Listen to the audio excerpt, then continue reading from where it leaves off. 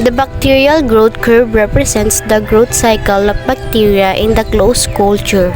The phases of the cycle include log, stationary, and death phase.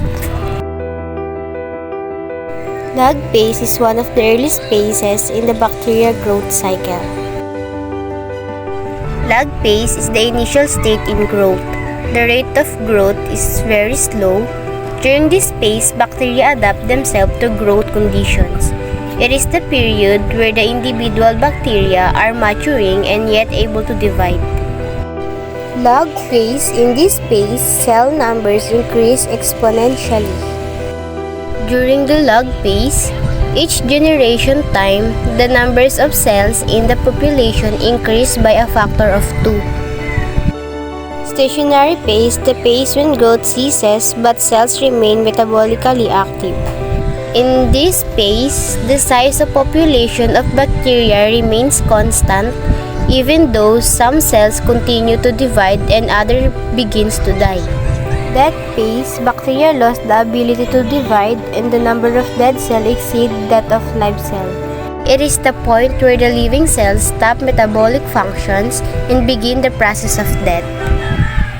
Bacterial growth.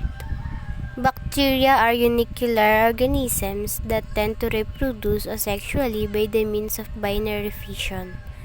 Bacterial growth is the increase in the number of bacterial cells rather than the increase in their cell size. The growth of these bacterial cells takes place in an exponential manner. One cell divided into 2, then 4, then 8, 16, 32, and so on. The time taken for a bacterial cell to double is called generation time. The generation time varies among different species of bacteria based on the environmental condition they grow in. What does the bacterial growth curve show?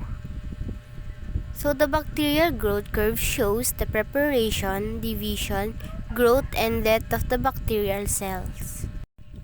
What are the things bacteria need to grow?